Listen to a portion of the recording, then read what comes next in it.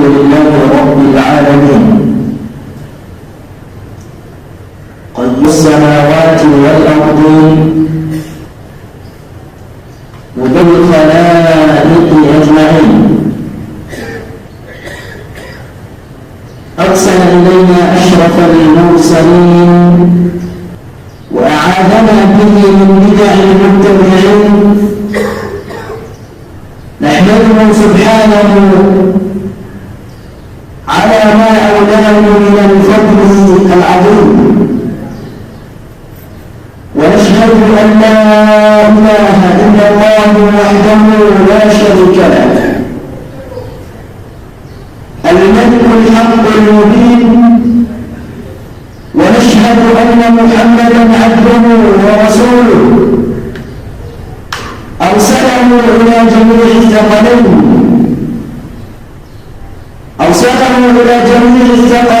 وأنقذ به الأمة من شرك المشركين ومن بدع المبتدعين. صلى الله عليه وعلى آله وأصحابه ومن سار على نهجهم إلى يوم الدين. أما بعد، فأوصيكم أيها المسلمون وأوصي نفسي بتقوى الله تبارك وتعالى، ففي تقواه صلاح العبد في الدنيا والآخرة. قال الله جل جلاله: إن للمتقين مفازا. وبين الإسلام نوصيكم إن شاء الله سبحانه وتعالى لكم تكيا صلاة وسلام kipenzi chetu mtume wetu Muhammad sallallahu alayhi wa ala alihi wa ashabihi wa sallam tasliman kathira.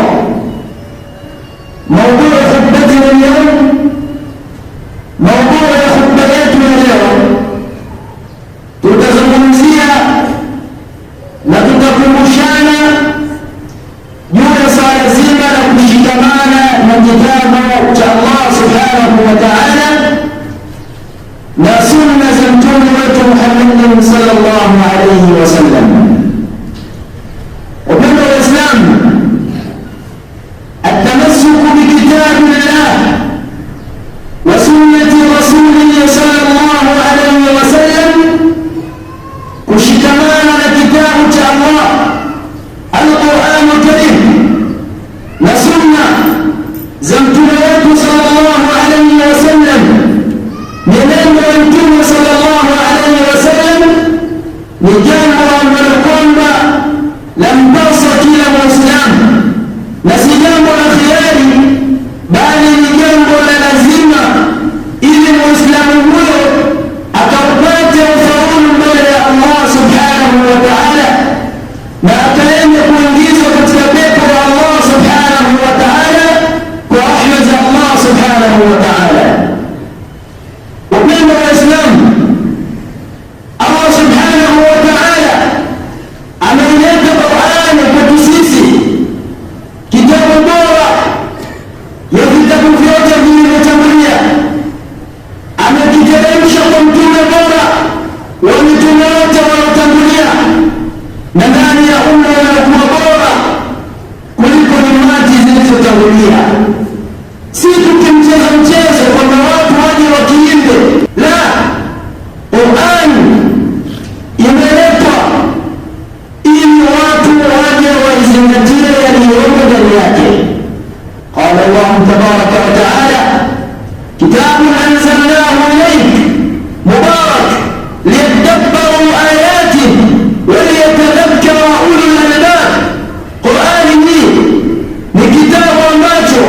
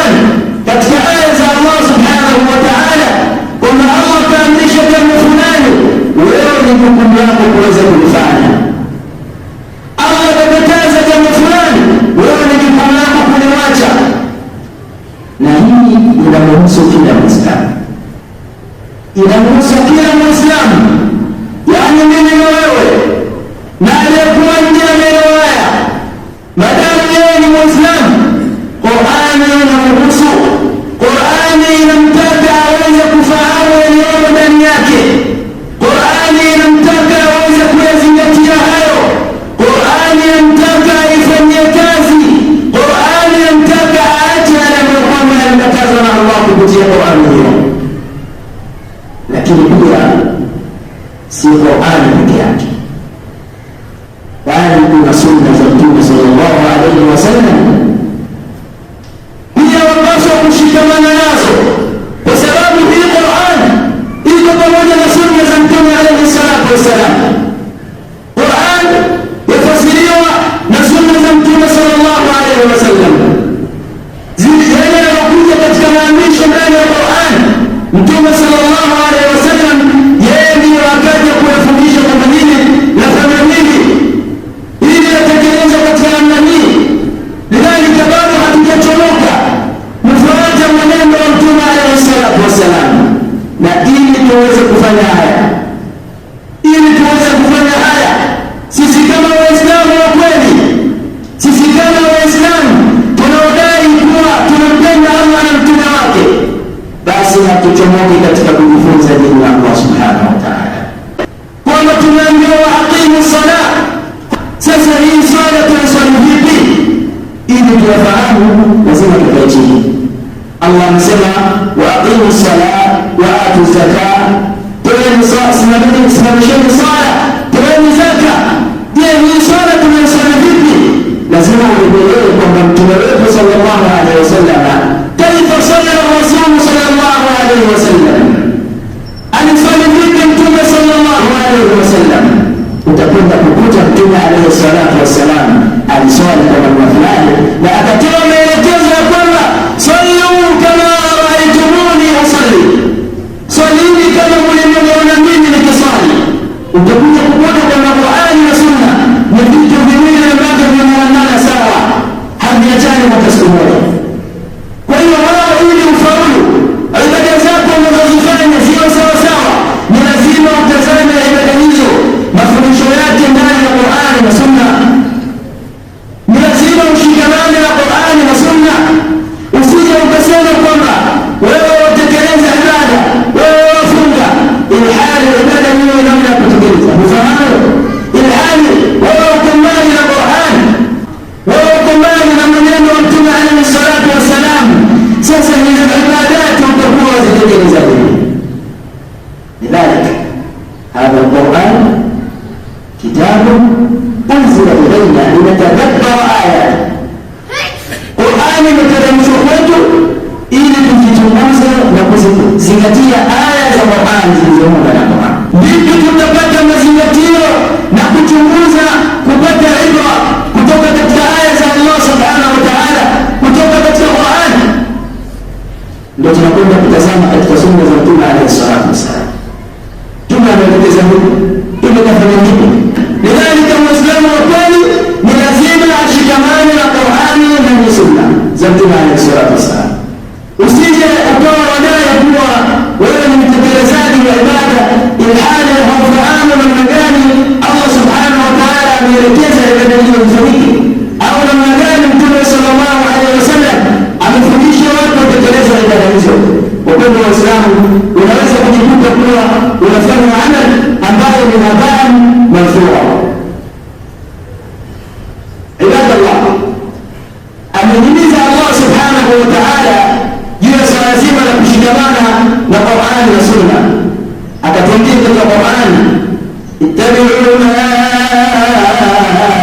unzila ilaykum min rabbikum. Ninyi Waislamu, fuateni yale yaliyokuteremshieni Allah subhanahu wa ta'ala, yani al-Qur'an wa Sunna. Yafuateni hayo yaliyomo ndani ya Qur'ani na Sunna. Leo hii watu wamekuwa ni kufuata hawa za nafsi zao, matamanio ya nafsi yao yanapowapeleka ndio Mungu anakufuata. Bainama Allah subhanahu wa ta'ala anatuambia tusikigeuze kingine chochote kile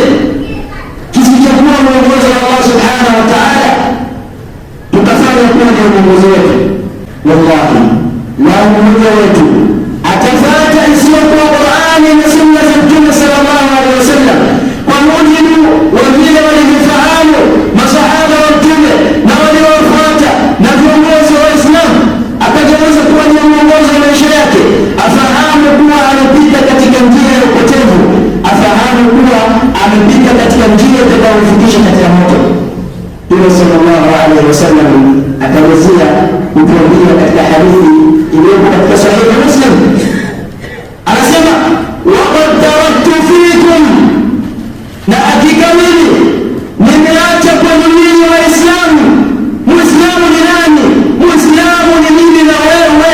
Ndio tunatakiwa kuwa na uchungu na Qur'an, tunatakiwa kuwa na uchungu na sunna, zisilalimishwe, zisifanyiwe hali ya kubeza Qur'an na sunna.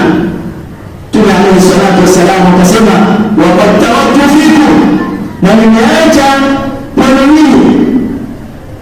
Nimeacha nini? ma lam tadhillu ba'dahu i'tasamtum bihi, nimeacha kwenu ninyi nyenzo ambazo iwapo mtashikamana nazo sawa sawa, watu wakaisoma Qur'an wakaizingatia, watu wakasoma mafundisho ya Mtume sallallahu alaihi wasallam ya kumfananisha watu wasome dini yao wakazingatia, basi mtadhillu abada, hamtapotea milele. Kitu gani? Akasema kitabu Allah wa sunnata nabii sallallahu alaihi wasallam, ni kitabu cha Allah subhanahu wa ta'ala al-Qur'an na sunna za Mtume sallallahu alaihi wasallam, af'alu nabii sallallahu alaihi wasallam wa aqwaluhu wa taqriratuhu, vitendo vya Mtume, maneno yake na yale yanayofanyika mbele yake akayaridhia, ni dalili kwamba ni jambo ambalo kwamba yanafaa. Kwa hiyo tutazame kwamba Mtume alayhi salatu wasallam amefanya vipi, amezungumza vipi, ameelekea yapi, ambapo pia Qur'ani inaunga mkono. Hatuchomoki katika kusoma dini hapa ili kushikamana na kitabu cha Allah. Wallahi wale baba zangu, wale kaka zangu, wale wadogo zangu, bali Waislamu wote kwa ujumla, wake kwa waume, tukueni wasia ya kwamba sote kwa ujumla tunatakiwa kusoma dini ya Allah subhanahu wa ta'ala ili tuweze kupata mazingatio.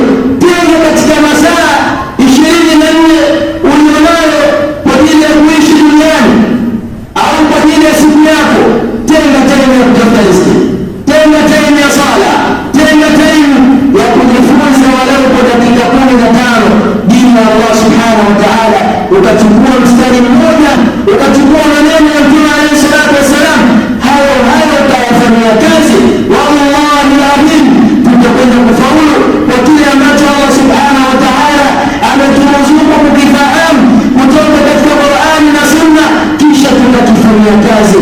Hata kama kitakuwa ni kichache, si lazima watu wote, si lazima watu wote wajue Qur'ani yote, si lazima watu wote wazijue hadithi zote, la kile utakachokifahamu kidogo kutoka katika Qur'ani na sunna ukakichukua kwa heshima na taadhima ukakifanyia kazi, basi fahamu kwamba wewe Allah subhanahu wa ta'ala atakuhidi.